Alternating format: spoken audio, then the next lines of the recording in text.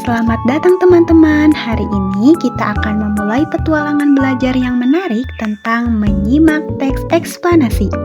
Keterampilan ini akan membantu kita untuk lebih baik memahami penjelasan tentang berbagai hal di sekitar kita. Ayo kita mulai. Mari kita mulai dengan mengenal apa itu teks eksplanasi. Teks eksplanasi adalah jenis teks yang bertujuan untuk menjelaskan suatu topik atau konsep kepada pembaca. Ini adalah cara bagus untuk memahami sesuatu yang mungkin kita tidak tahu sebelumnya. Selanjutnya yaitu struktur teks eksplanasi. Yang pertama yaitu pernyataan umum. Artinya pernyataan yang membuat penjelasan proses mengenai suatu topik dan proses terbentuknya atau proses terjadinya. Yang kedua, sebab akibat, yaitu isinya menjelaskan tentang tahapan tentang suatu peristiwa yang terjadi dan disusun dengan bertahap atau berurutan dari awal hingga akhir. Dan yang ketiga, interpretasi, yaitu bagian yang menyimpulkan atau memberikan pernyataan terkait topik yang diuraikan. Selanjutnya, langkah-langkah menentukan struktur teks eksplanasi. Yang pertama, ada pernyataan umum. Untuk membuat pernyataan umum, kalian dapat menuliskannya dengan informasi sederhana tentang fenomena tersebut. Misalnya, mulailah dengan menjelaskan mengapa ini terjadi atau mengapa ini hanya terjadi sekarang, bukan kemarin atau di masa depan. Kemudian ada sebab akibat.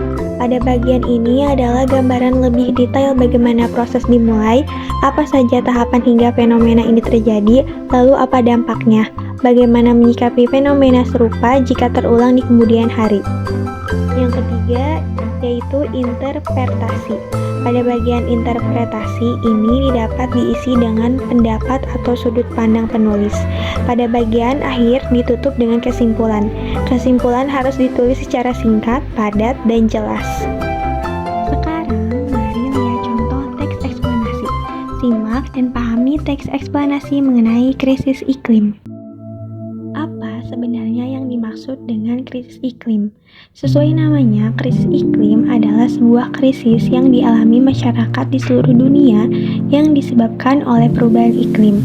Perubahan iklim terjadi ketika suhu rata-rata bumi meningkat dalam jangka waktu yang lama karena gas rumah kaca yang terjebak di stratosfer.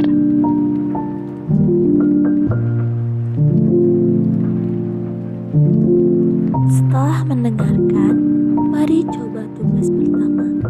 Apa yang kamu ketahui tentang krisis iklim?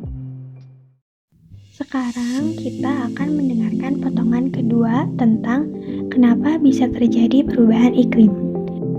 Perubahan iklim terjadi ketika suhu rata-rata bumi meningkat dalam jangka waktu yang lama karena gas rumah kaca yang terjebak di stratosfer. Gas rumah kaca terdiri atas karbon, metana, nitrous oksida, dan uap air. Gas ini muncul karena adanya kegiatan manusia yang melepaskan emisi ke udara. Semua kegiatan manusia yang melibatkan lepasnya gas rumah kaca ke udara merupakan penyebab dari krisis iklim. Saatnya tugas kedua. Coba jelaskan bagaimana proses terjadinya perubahan iklim. Cuaca panas ekstrim sendiri di beberapa tempat akan berdampak pada kesehatan dan kelangsungan hidup manusia, bahkan sampai kematian. Cuaca panas juga menyebabkan biodiversitas tidak seimbang.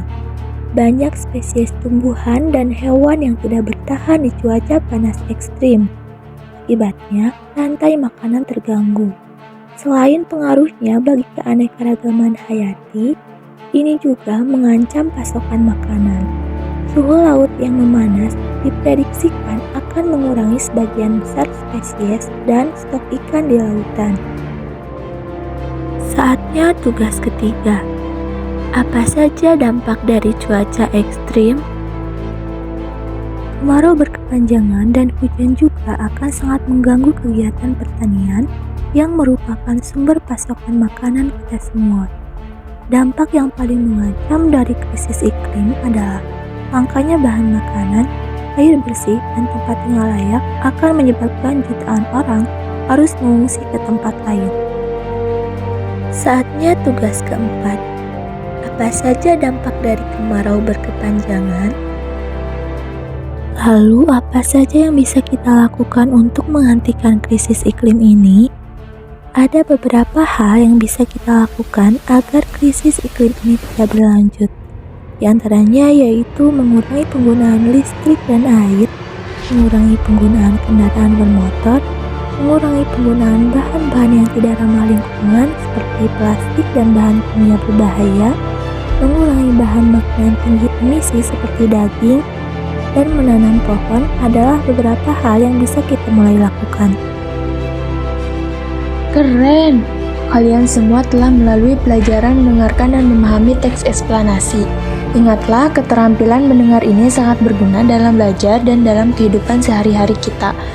Terus berlatih keterampilan ini dan Anda akan semakin baik.